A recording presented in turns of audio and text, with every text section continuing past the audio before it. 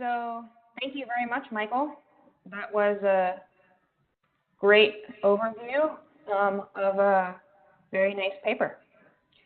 My first question has to do with the focus on decomposition and localization and the way that that relates to distinguishing explanations as being causal or non-causal. So of course, it would make sense to think of the new mechanists as interested in providing causal explanations. And one of the nice things that you've done is identified decomposition and localization as a key feature of those explanations, or maybe, excuse me, something that gives explanatory power in those cases. And right, one of the ways in which this works is that it's suggested that the parts of some whole are what explain that whole, or what explain the behavior of the system of interest. But you might think that another way to understand those explanations is from more of a causal perspective, where it's also the case that the causes are explaining the effects. And this would make you less interested, potentially as a mechanist, in identifying those causes or localizing them and kind of decomposing a system. Maybe all that you care about is that some part or some factor is actually a cause of the behavior of interest, the mechanism behavior of interest. So I guess my question is it useful to think of this distinction between causal explanation and non-causal explanation as a way to understand some of the counterexamples that you pose? And how do these successes and failures of decomposition relate to causal and non-causal explanation? Okay, can you hear me? I can, yeah. Okay, so I'll take it in two parts. So as to the first part, if somebody says, look, I'm not interested in the localization decomposition question. I just want to talk about these explanations as being causal, as in, various features of these systems causally contribute to some effect. Then I guess the only thing I would have to say is then, go in peace, because that's certainly consistent with everything I've said, I think. You'll tell me if you don't agree. The second part of your question, more generally about, how to taxonomize these kinds of explanations. Well, let me say right away that I'm a thoroughgoing causal pluralist. So I have no interest or desire to think about, the essence of causation or the necessary and sufficient conditions for something being causal. I'm happy to grant that there are counterfactual, there are formal accounts in terms of Granger causation. There's all kinds of stuff. I don't see any reason to have a fight about that. But I will say this: I do think that there are features, and again, I don't think this is incompatible with anything I said. I do think there are features of these sorts of explanations that are arguably not best conceived as causal, because they involve adynamical or acausal global constraints on the system as a whole. I think those things go hand in hand, but I don't know if you will agree. So I guess a kind of follow-up question to this would be, right, so one thing you might think is that if mechanistic explanations are causal, some of these nice counterexamples are examples of non-causal explanation. So do you take your kind of contextual emergence as an example of a non-causal explanatory pattern, or these cases of dynamical, topological, and network type explanations? I think so. I have papers about this, and we have an entire manuscript actually about contextual emergence. So I'm not going to mouth off about it at length, but I'll just say this. Contextual emergence is consistent with both causal and acausal types of explanations. the idea is, the primary idea for the purposes of biological cases or cognitive cases is that, there's going to be these multi-scale sorts of constraints and contextual features, and what quote unquote modalities or regularities or processes or whatever arise, and often they do arise dynamically and causally, is going to be a complicated story about that. And we can choose for pragmatic reasons to zero in on certain features of those contextual connections. And I should also say, since I use the word, I have no, big beef about causal versus dynamical either.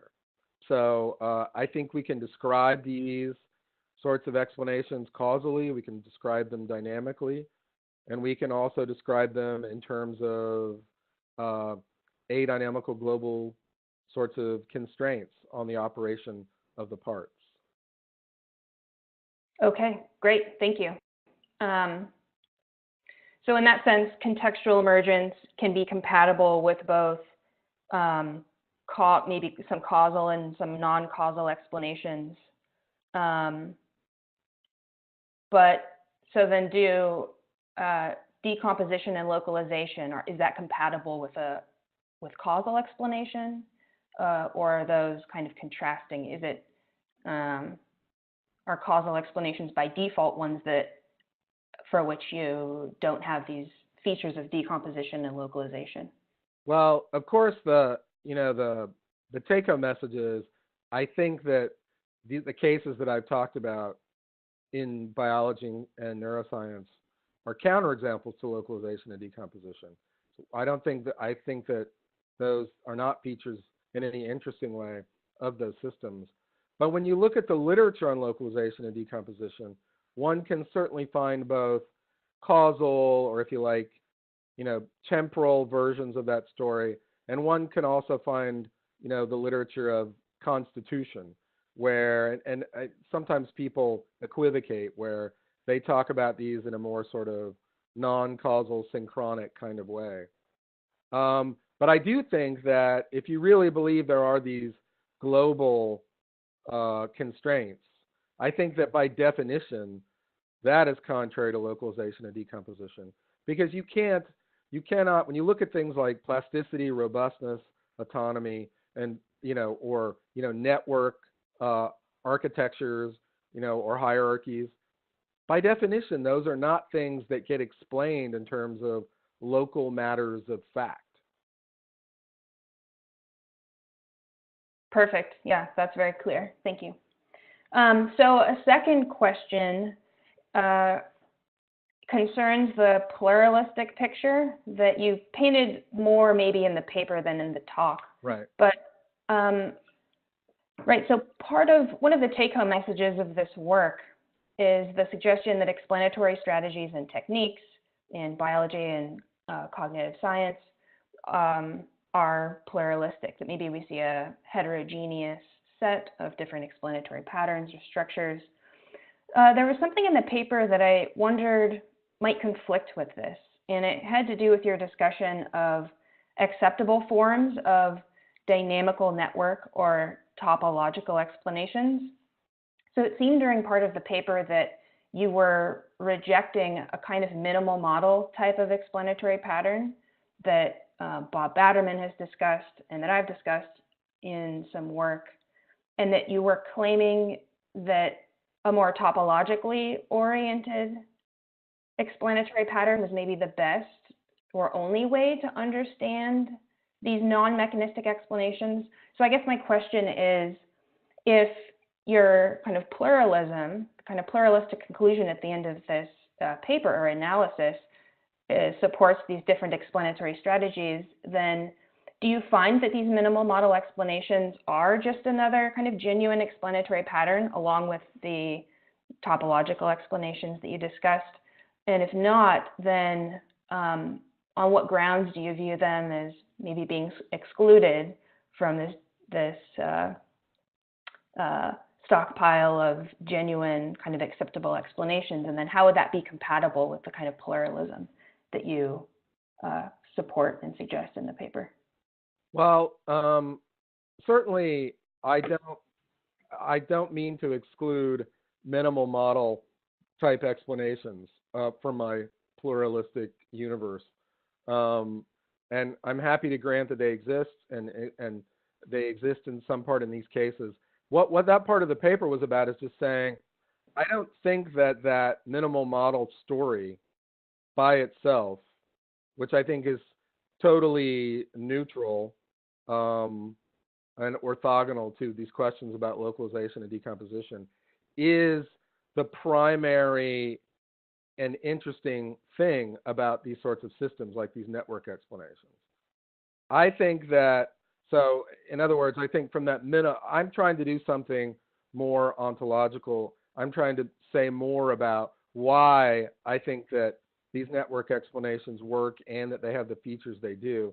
And it's precisely because these systems are not decomposable in the way that I've outlined. Whereas the minimal model story is totally quiet about all of that and need not say anything like that. It's not that I think that it's wrong. I just don't think it's the central and interesting issue here.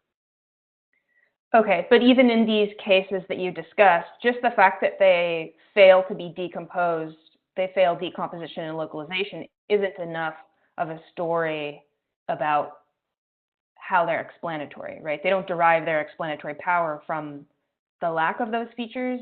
It's something else that you're bringing in. Is that right? The kind of topological. I'll put it like this, right? So that minimal model story is a story you can tell across a number of different sciences, scales, or system, right? I mean, it's a story, and Tony and I, by the way, in the article, we do invoke Batterman, and we do talk about universality, and how you can tell the same sort of story at these higher scales in terms of universality. But when you just focus on the minimal model account, again, I don't think it's wrong, and I don't think that it fails even to get at why some of these explanations are explanatory. It's just that that minimal model story is compatible with a number of different physical things going on or not. For example, it's even compatible with the fact that these systems could, in fact, really be localizable and decomposable. So it's neutral about that. It's quiet about that. And what I want to say is, I think there is good evidence that there's a lot more to say here than just this minimal model story, which again is nothing but epistemology, right? And that these topological features are real and explanatory, and they really do evidence a failure of localization and decomposition. Great, thank you. Yeah, I find that very convincing, and that's a helpful clarification. I hope Bob does too. So a third question, one of the things that I really like about your work, and one of the things that I find makes it so compelling and convincing, is the fact that you use actual scientific examples in their kind of full, in all of their complexities, right? Your work is very clearly tied to science, actual scientific work, and how scientists are reasoning. This is the way that I read it.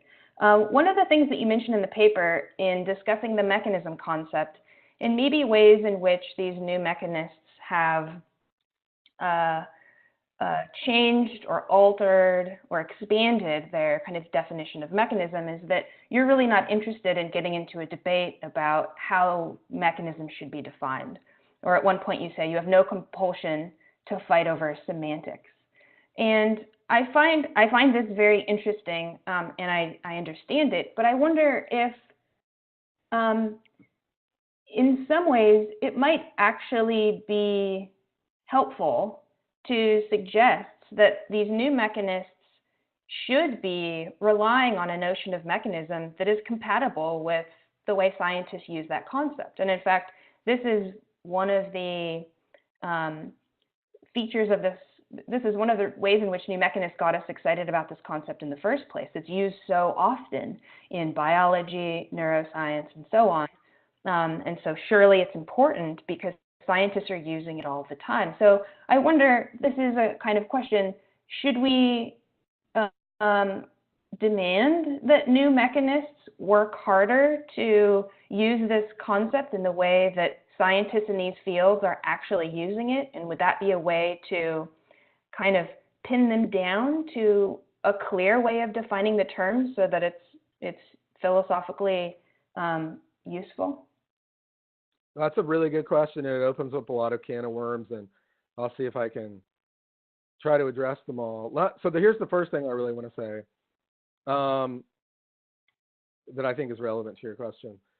If you're going to tell me that mechanistic explanation is the norm in these sciences, and that that is localization and decomposition is essential to those explanations. However you want to define that, and maybe you don't like the way I defined it, then here's what I want to say. I want to say what would count as a counterexample, right? So show me give me an example of a really interesting or a possible case of a counterexample that is not trivial, like vital forces or whatever. The second thing that I would say is this: your question really goes back to, when I was, alluding to the sociology and the anthropology of science. Because when you say, and I said it would matter which community we followed around, because when you say scientists are using the word mechanism and we have to be responsible to that and unpack that and, talk to them about it, of course, I totally agree with you. That's why we're having this conversation, as you say. And your characterization of my work, I'm very much liked it. I hope that's how people see what I'm doing as well. Stick to the science, stick to the cases. But of course, as I suggested, if we talk to Gizaniga versus Sporns, these and many, many, many other names I could bring up, or communities of researchers in neuroscience, for example, we're going to get, they all use the word mechanism, but they mean different things. Some of them really do mean it in a more kind of old school localization and decomposition way. Others, like Sporns, seem pretty clear that they don't mean it that way. So, and finally, I would say that, for me, there's an existential component to your question, because the question for me is what are philosophers of science doing, right? What are we supposed to be doing? And I think that or metaphysicians as well, I guess. I think we live in a time in which I don't know that there's a lot of consensus, right? Perhaps this is why there are millions of books about metaphysics and meta-philosophy. Seems to me it's not at all clear that we have an agenda that we're all agreed upon about what we're doing. So for me, back to your comment about the nature of my work, I feel like stuck in the middle between two things, neither of which I have great interest in. One is good old-fashioned armchair analytic metaphysics. And the fact that I use the armchair word will already piss people off, right? And these people want to talk about, and a lot of these people say they're doing philosophy of science, and they use expressions like the metaphysics of science. And then they'll go off and talk about properties or laws or grounding or whatever. But really, no science is involved. And you could just teach them these words and never tell them anything about science, and they could go off and have these discussions. I have no interest in that because I just don't see how pure reason can tell us much about the world. So I want it to be science-based. But on the other hand, when we look at philosophy of science, a lot of it is, as I suggested in the talk, and as your question suggests, it is just epistemology, right? Or to put it more pejoratively, it is just the anthropology or the sociology of what scientists are saying or whatever. I don't find that interesting either. I want to know about the nature of reality. And I believe the best bet for doing that, at least as it pertains to the physical universe, is science. And so what I'm trying to do is look at what I think is the best evidence, in this case, from biology and neuroscience, cognitive science, and try to make inferences about what I think it's telling us about the nature of reality. And of course, my inferences could be, and in all probability are wrong, because they're inductive and they're underdetermined and all that. And people could certainly reasonably push back on my inferences, but that's the game that I'm trying to play. So obviously, when you play that game, the science is central, it's important, but the scientists themselves are not godlike authorities, right? I mean, we all, part of the reason that we're philosophers of science is because we all know that science is loaded with hidden norms, irrationality, bad inferences. I'm not saying that they're, I'm not trying to impugn their character or saying they're not doing the best that they can or what have you. But yes, I think part of our job is not only to learn their lingo, but to push back on it and to play the job of the watchdog, as it were. Great, thank you. So I definitely agree that in order for the mechanism or mechanistic explanation concept to be useful, it should be clear what doesn't qualify as a mechanism or a mechanistic explanation. And I very like the way that you've discussed the different ways that a philosopher can use or rely on science and maybe not. Yeah, thanks. Thanks for the really excellent paper and the intriguing talk. As always, I find it really helpful to engage with you and your work. And I especially like the challenge that both you and Tony posed in your original paper and in this paper about, having a distinct view of mechanisms that really has a serious set of commitments to it. And that's a challenge that I think mechanists really do need to take on. I guess there were kind of two, maybe three things I wanted to hit on. One is the nature of the kind of determination or constraint from top-down broader global structure to individual parts. So this is something you reference pretty frequently in the paper.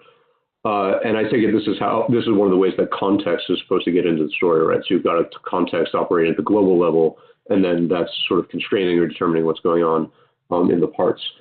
I guess I have the intuition, and maybe you and I talked about this at some point, that sort of not all determination or constraint is equal. And there's going to be some types of, or strengths of determination or constraint that really do push you more towards a contextual emergence or emergence sort of story versus ones that might be more compatible with a more mechanistic or localization and decomposition story. So I mean, I guess I'm going to give you a really silly sort of stupid example, and then see what you think, just kind of explore the space of what needs to be added on past this example to get to the kind of emergence that you're interested in. So if we've got a mouse running a maze, then certainly the behavior of the mouse is going to be constrained by the overall structure of the maze, right? There are going to be things that the mouse just can and can't do, right, in a maze of that structure.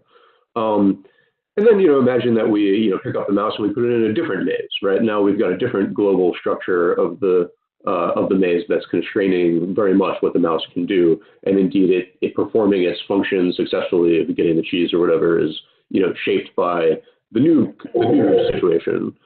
But I mean, that case doesn't seem to be very, deep in any really interesting way, right? We've got a mouse intersecting with walls, and those are made of material, and it's kind of moving around, and there's nothing sort of really global about the constraint. It's the global structure that provides the overall set of constraints. But when the mouse is moving around, it's just intersecting with a wall and turning left and then turning right in a sequence and so forth. So I mean, I take it one of the things that's going on in the more robust cases is that it's like the global structure all at once that's determining or constraining what the part is doing. And I guess in those cases, it seems to me a little more unclear how that goes. So I guess what I'm pushing at, and again, that's a toy example that I don't expect to be convincing, but I guess what I'm pushing at is this, exactly what kind of constraint or what kind of determination is necessary to get the emergence claim off the ground. And then just one more quick point. I mean, so you and Tony, and I think it comes up in this paper as well, use this idea of sort of top-down determination where sort of all of the information about the parts is about what the parts are doing is given by the global structure. So once you know the global structure at play, there's, sort of no more degrees of freedom for the parts or something like that.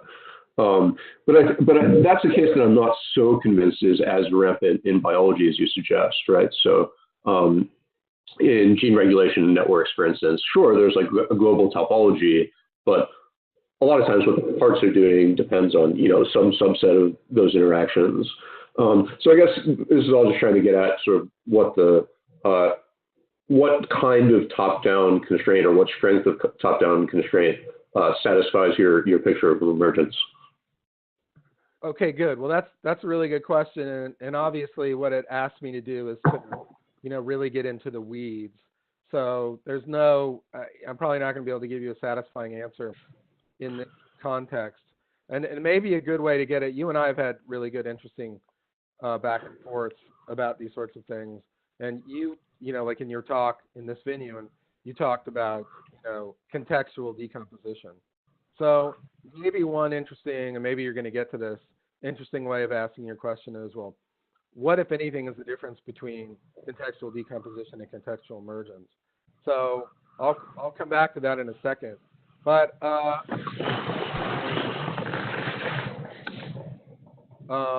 think your question is, aren't some constraints more or less global and global in different ways? Aren't some such constraints, more or less important or interesting? Isn't some of the contextual things we care about not necessarily global? And of course, I would grant all that, and I would grant you that the mouse case is not terribly interesting. Although, right, if you think about this from the point of view of inactivism or embodied cognition or whatever, if you start messing with that environment more, if you put some steps in the maze, right, or some other quote unquote affordances, then you might start to see how it is interesting, right? Because, one way to think about those, embodied or radically embodied traditions is a lot more of what explains the cognitive and behavioral and experiential capacities of the organism is out there in the world and in the interaction, as with the case of the steps. And I think we can all look at, cases of adynamical global constraints that are obvious in physics. You think they're less obvious in biology. So in physics, you might talk about something like conservation laws, right? That seems pretty obviously adynamical and a global constraint in that case. And then you think, yeah, but is there anything like that in biology? And I think, yeah, there is. Even without getting into, some of the stuff the embodied people talk about. And I think the sort of cases I talked about give examples of that. So, whether you want to call it global or not, for example, what the genes do, what the proteins do, what products they yield, all of this, right, is, again, I think this is textbook science, a highly complex function of the nonlinear interactions between all these things, and is already regulated, Bechtel makes this point too, is already regulated by the sorts of end products and jobs that these things are doing. So for me, the reason I think it's important to point all this out is this contextuality, I think, is the main, right, the take-home message, not the background. Because I think what the mechanists offered us at one time was, look, biological systems, for example, can do all these amazing things. Even a single cell is amazing. Even being a part in a cell radically constrains the behavior of the part. And so there's this mystery. How can new organisms develop? How can protein synthesis happen? How can all this amazing biological complexity and cognitive capacities come into play? Well, so they had that machine metaphor, more or less simplistic versions of it. And basically the idea was, don't freak out about this mystery, right? We don't need vital forces, and we don't need, the Force from Star Wars. or any of this stuff because it all just decomposes into more and more simplistic, localizable machines of some sort. You can make the machine metaphor more or less liberal as you wish. And what I want to say is, I think what textbook biology is showing us is, of course, it's not vital forces or, things popping into existence for no reason, but also the mechanistic metaphors fail in a lot of ways as well. The biological systems are doing a lot of the amazing things they do precisely because contexts and global constraints are at play, and not because that's just abstracted to cover a bunch of really complex bottom-up stuff that we can't work out. Yeah, great. So, I mean, I find that, as you know, I find that sort of half compelling, right? So, I think you're totally right about the involvement of a lot of these more topological and contextual structures in the science. I guess I want to, so as one of the people who wants to sort of, as I think you put it, cook up new notions of localization and decomposition. So I want to just sort of maybe scooch into that motivation a little bit and maybe explore that a little more. So I think, so I was going to make this point, and now after your nice discussion with Lauren, I'm not sure whether it's a point about normative claims about explanation or a point about sociology of science.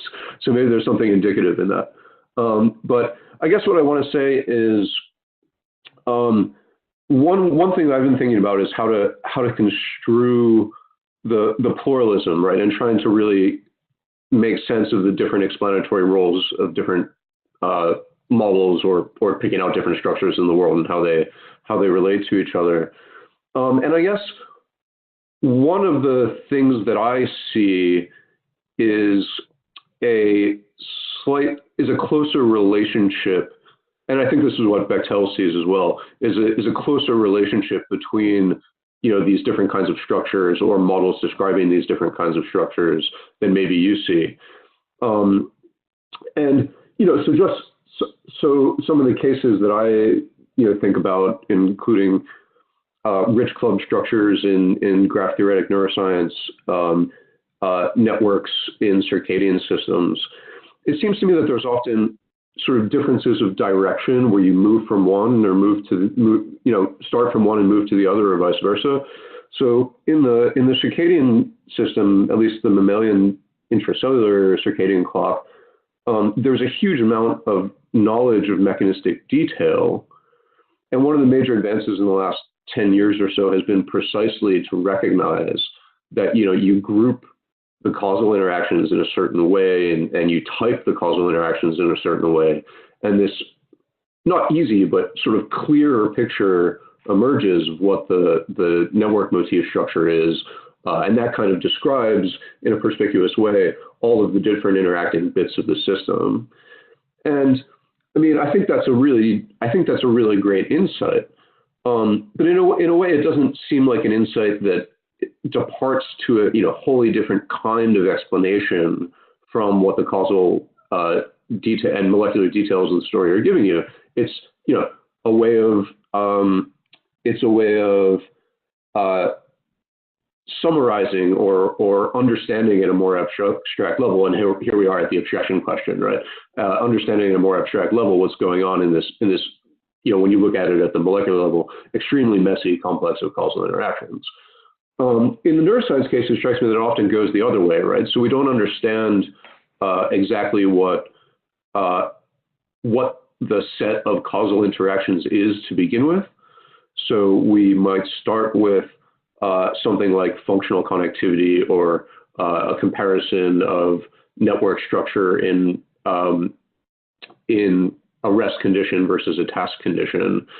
And it seems like in that case, then what's going on is you're trying to make sense of how the network structure changes in different sort of circumstances. But then I read that as sort of saying, as sort of a starting point to jumping off, saying, okay, well, how what functionally, informationally is going on amongst these different areas when we're in this setting as opposed to this other one. So it seems to me that there's kind of two directions you can go in. And either of those posits maybe a slightly closer relationship between the mechanistic theorizing and the graph theoretic or sort of dynamic theorizing that you talk about. And then the last point, and then I'll shut up, is just that the way it syncs. So I think it's a good normative goal to find those connections. Whereas I think maybe you don't think it's a good normative goal, or your pluralism is slightly more division of labor pluralism than mine is. And then the last point, just about the sociology, since you all brought it up, is I think I agree with you that when we look at different individuals and different projects, we're gonna get different answers. And I think one of the reasons for that is because you have people who are more focused on sort of what an abstract model can tell you, right? So I'm interested in the properties of scale-free networks and what kinds of things those could allow in biology. I'm interested in certain kinds of topological structures and how those might produce robustness, no matter what kind of perturbation you're talking about. And I totally agree that that's sort of one important stage of the science. But I also think that's not incompatible with being more, from the philosophical standpoint, thinking that the explanatory ideal is a more integrative picture where you're mapping these kinds of explanations together. Maybe not as tightly as, for instance, Craver and Kaplan would want to do it, but still needing to connect these different structures and models up. Okay, so on the first part, I could be wrong about this, but I don't think you or I or Bill would have any disagreements about the nature of explanation and epistemology as this game is played. And of course, I completely agree with your normative claim. I would not in any way reject that. It is very important, scientifically necessary, to try to integrate and otherwise connect and go back and forth between these different types of explanation. And we learn a lot by doing that. So again, I don't know that any of us would disagree about how that game is played. Again, the interesting question for me is, what empirical disagreements would we have about the physical natures of these systems, and what, for the people who want to go by the moniker of mechanism, would they count as an interesting counterexample? And as I said when I started off the talk, Bechtel and Richardson were at one point really clear about that. They made it very clear that, hey, if these systems are more or less non-decomposable, then they're not mechanistic and they're not explicable mechanistically. But now as I read Bechtel, and I have a number of quotes in the paper, you can tell me you think I'm wrong, he's even giving that up. He's saying, all right, I admit, in the way that I used to think about localization and decomposition, these systems are pretty non-decomposable. But I still want to say, look, it's still just an addendum to mechanism, right? And if the only thing that he was talking about was the fact that we can represent some of these systems using dynamical systems, or we can represent them using graph theoretic formalisms, then of course I would agree. But as Bill even says, I forget, I have the quote in the paper somewhere, it's something like the greatest, he said, how does he put it? I should have this quote ready to hand. But the quote goes something like this. Dynamical systems and graph theoretical explanations, etc., have finally given the holist the research project they never had. Whereas before, the only thing they could do was snipe about the failures of mechanism. Now they really have something to do. So when you look at that, the thing with Bill is I can find a quote for any side you want to take. So I'm picking this quote for my side. And he also says he thinks that these approaches are the greatest tools, that we're bringing to bear in complex biological systems, and I agree. But I think the reason they're so great, and I think the reason that the holist, it's not a word I like because of the baggage, but I think the reason that the holist is in the game now is precisely because what we're learning, and not merely just because of abstract representations, is that there's a lot more quote-unquote, ugly word, holism in these systems than the mechanists would have liked, per their story about how we're going to dispel the mystery of what these systems do. So so I think for me and you, the discussion to bring this, to a concrete point, the discussion I would want to have is, I talk about contextual emergence, you talk about contextual decomposition. Are we disagreeing about anything empirical there? And finally, to the, what's a counterexample to your claim? Are we disagreeing about anything empirical? We're certainly not disagreeing about anything methodological, I don't think. And finally, to your science, again, I think it's great I think it's really important that we're studying these different, I think the pluralistic thing is really important. It's good to acknowledge this, and we should be looking at all the stuff and trying to connect it up. I think this is the nature of science. But again, I mean, this is just my personal, this is, I guess a personal problem. I don't just want to do that. I want to make these inferences about what it's telling us about these systems or the nature of physical reality. So if the only thing to be done is to just, talk about these different approaches and how maybe they connect or whatever, I would personally find that dissatisfying. Thanks for the talk. Unfortunately, I haven't read the paper, so maybe you're saying more there about it. But like sort of from the discussion and from the talk, I was still sort of wondering whether you could say more about like constraints and the relationship between topology and structure, because I sort of share some of Dan's concerns, like whether the constraints are sort of strong enough to really shape the behavior of the mechanism, or whether it's just sort of constraining the space of possible mechanisms, or how that exactly looks like. And one sort of example that I had where I tend to disagree with you, that sort of, we have these topologies in neuroscience and they constrain clearly the structure, is that I see it a bit the other way around for instance, in the case of small worldness. So in the case of small worldness, it seems what you need is a sparse graph to begin with in the structural connectivity. But if you look at sort of the best high throughput track tracing studies in the macaque, we see that they're really dense graphs where over 60% of the connections exist, and that, as these authors point out themselves, speaks against the small world topology. So what you have there is clearly that which type of topology a brain network exhibits seems to depend quite fundamentally on what structural connectivity it has in the first place. So I was wondering whether you could say a bit more about that sort of connection between topology, structure, and the nature of constraints. Okay, good. I mean, there's a bunch of things to tease apart there. One was, you said you were skeptical about the degree to which the parts are constrained. And I certainly wouldn't want to say that they are fully determined or constrained. I just think they're very constrained in important ways. So there may be, in the phase space of protein folding or whatever, even when we throw in all the constraints, there may be, probabilistically speaking, more than one structure you get out for the, topology you get out for the protein or whatever. But I still think the constraints are playing a lot of the explanatory role.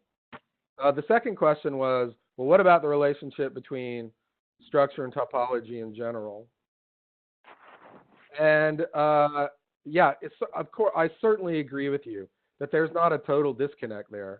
I certainly agree with you that, there's, certainly instantiating different topologies. You characterize the topology of a small world network very well. Requires the structural parts interacting in certain ways, although it's also true that the same very different wiring diagrams, very different chemical and molecular interactions, even changing rapidly over time, can still be mapped on to the same topology. Again, I agree. There is a connection there, and it's important. It's not, you know, it's not totally decoupled. And finally, you said, well, I think we have empirical evidence, um, at least in the case you gave, and maybe in other cases, that it's not really a small world network. So the best thing I can say to that is send me what you think the relevant work is, and I'll look at it because I really don't want to mouth off about it without actually understanding what you're saying, or looking at the claims they're making or how they arrived at it. But let me just say, these are empirical questions, right? Um, I I certainly don't mean to suggest that it's all small world networks or no other kinds of topologies are important or that they matter. But I also don't doubt that there are other kinds, and there are many different kinds of small world networks, obviously. But I don't doubt that there are other topological structures that are capable of doing important cognitive work. I mean, you talk about bird brains, right? I mean, it's it's a great example for the sort of thing that I want to talk about, because even without getting into the weirdness of topology and graph theory, we've already seen across the spectra of non-human animals that there's a lot of radically different uh, nervous systems and brains or whatever that can do a lot of the same things. So, I mean, how do you want to approach that? It maybe there's something universal, right? In spite of these structural and other sorts of differences, maybe nonetheless there is some universal feature that we need to get at across all these different structural systems. And it's not crazy to think that some of the universal features, right, are going to be more abstract, relatively speaking, like instantiating certain topologies, whether it's small world or not. At least that's the sort of hypothesis that I would look to. But again, and finally, I want to make it clear that this is the sort of the burden of the argument I was making today is it's not just about network theory and graph theory and how that relates to structure. I gave you what I think are textbook examples, right? Where in epigenomics, developmental biology, all these sorts of cases where we don't even have to, we could, but we don't even have to bring mathematical representation into the game. We see that what the parts are doing, for example, the fact that the relationship between, a gene and the protein is many, many, and all the other cases that I gave. Why are all those things true? Because it's about context at various scales. Yeah, thanks. And maybe just like a quick follow-up. So I think one thing that was illuminating that you said was that what you want to claim is sort of that these rapid changes in interactions over time are sort of consistent with the topology, right? So what you're bringing in there is activity rather than just structure. So I think like perhaps you can make that more clear, that what you want to say is sort of, well, like within the structure you have all these interactions, but there is this sort of robustness of the topology across changes in the interactions. And then just another thing you might want to look at that perhaps could be interesting is, so a lot of these anatomists that come from the sort of graph theory, computational neuroanatomy side are now want to say, look at, like, make these cross-species comparison and then ask, well, like what are the developmental mechanisms that we can posit that these sort of cross-species features that we see in all our network data, all our connectomics data, can emerge, so that they have like ideas about timing of how areas connect during development. And so there again is sort of what Dan was stressing, this sort of interaction between these different strategies, that like you bring in sort of what you've learned from this network perspective to then search for mechanisms, but then of course like the mechanisms have to obey in a sense certain organizational principles that you've already found. Yeah. Well, I think, um, and I totally agree with that strategy, right? I agree with you and Dan completely. That's the right thing to do. And any papers that please do send me, or at least send me citations for some of Yeah. the stuff that you're talking about, because I really do want to look at it. But I think, an interesting example of what you're talking about maybe, or at least one way to look at it, is convergent evolution, right? So let's suppose we take convergent evolution seriously. It certainly looks like the developmental story is, at least externally, going to be very different, and the causal story thereof is going to be very different.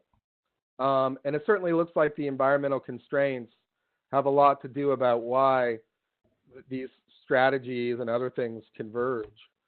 And of course, I'm perfectly happy to, as you implied, agree that part of the trick to this is there are going to be some relatively more or less, modularized things that, get passed around.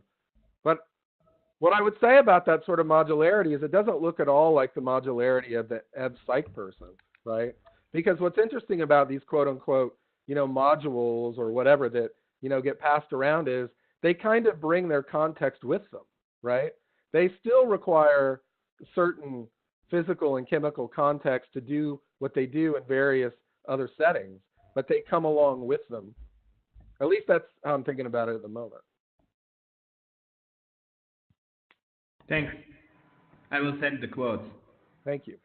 I have a question that relates to some of the causation, causal explanation topics that I started with. I'm wondering if there are causal explanations that also clearly fail the decomposition and localization strategies that obviously are of central importance in your paper in this work. And I'm wondering if there are cases like maybe etiological explanations or single cause explanations, where in the first case you have a causal sequence or a chain of cause-effect relations to some outcome. Maybe we think of it as a causal history that leads up to some event that we want to explain. And in the second case, a kind of monocausal explanation. Suppose there's a disease that's explained by appealing to a particular pathogen. You might think that in both of those situations, we can talk about the causes as explanatorily relevant and as explaining their effects without needing to invoke their being at a lower level or their being parts of some whole. So I'm wondering if those would be potential cases in your mind of causal explanations that in fact fail this kind of localization and decomposition setup. Okay. Well, let me just say this, and then I'll answer your question directly. I certainly, because I don't want to be unclear. I certainly think there are cases of causal processes, causal explanations, dynamical processes where localization and decomposition fail. I take those cases from biology that I was giving to be such cases. Those are causal dynamical processes, and I think localization and decomposition, at least as I define them in those cases, fail. I also think, so part of the reason they fail is because of global constraints, but that's not the whole story. There's going to be other contextual features that are also dynamical as to why localization and decomposition fail. So it's not that they only fail where we don't have causal explanation. As for the cases that you gave, I think those are all certainly good possible examples. But how about we just go to natural selection, right? Natural selection is a really important constraint. I think you could spin it both causally or non-causally, and it certainly seems to be, it's not a lower level fact, right? What's interesting about natural selection is it doesn't matter what your physics are. Make the physics as different as you like. Make the biology as different as you like. Make the world as weird as you like, right? As long as I have an environment with certain features, which will select for certain organisms with differential features, I have a story.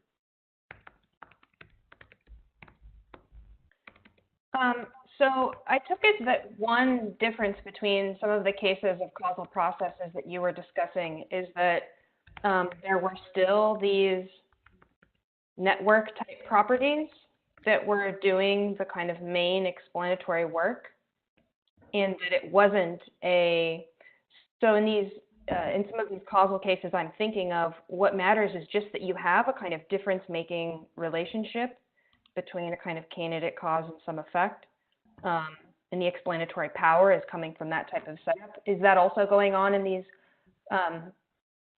cases that you're referring to as causal processes, or is it more of the kind of top-down picture where there's some kind of constraint that's Well, I think, I'd have to think about it. I certainly see no reason to rule out why all of that couldn't be true. But I want to, and certainly I think there are cases of the sort you're talking about. The top-down, bottom-up thing, I use that lingo and we've all been using it. I just worry about it a little bit because it's so dodgy and it makes people think about downward causation and forces acting downwardly, all that. And, for me, it just means, things are operating on one another in non-decomposable ways at multiple spatiotemporal scales. And part of that is going to involve certain kinds of global constraints. And are those global constraints top? I don't know. To go back to my example of natural selection. Is that top? Is that bottom? I don't know what it means. I don't know how to classify that in terms of a spatial or temporal scale. Great, thank you. And so one of the things I think is similar here with some of these other cases is that in a number of these scientific contexts, the level at which the causally relevant thing, the level at which it's at, doesn't seem to matter that much. Exactly. What just might matter, right, is that you have this kind of difference-making relationship. And once it meets that criterion, it's viewed as some kind of important factor in explaining the outcome, whether it's, with pathogens, right, we're usually not going to think of them as maybe components or of some kind of whole organism, or if it's a sociological factor like smoking, it just doesn't seem to matter a whole lot for the scientists, at least in some cases. I totally agree. And one of the things that's cool about, the dynamical systems and the graph theory and all that is we can very precisely characterize what it means to be scale invariant in various ways. And that fact turns out to be deeply explanatory from physics through biology and onward, as you suggest, into the social sciences. Really just last point, Michael. I guess one thing that you said at the end of our discussion kind of made me think that maybe you have taken a small step from the 2013 paper.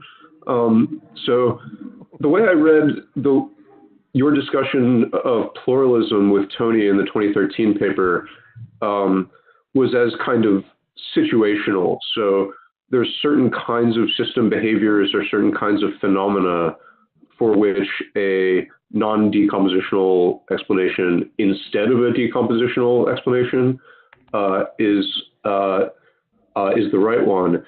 And the way, this is actually maybe kind of selfish because I'm about to resubmit my paper in response to you guys.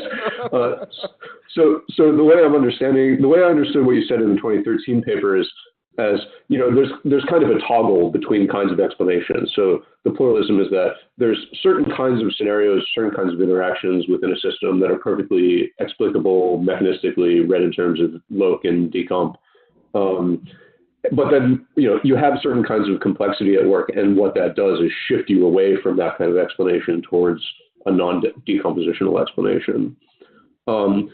And then the way the pluralism that we just got to at the end of our discussion a minute ago was where you were saying, okay, well, even when the properties of complexity are there, you might still want to integrate different kinds of explanation. So was I right in the way I heard you? And if so, is that a step? So is that you maybe moving slightly in a more conciliatory direction as the mechanists have done? Yeah, I think that's all fair. So I'll just say what I think now. I don't know what I thought then, but I do agree that the way we talked is the way you said we talked.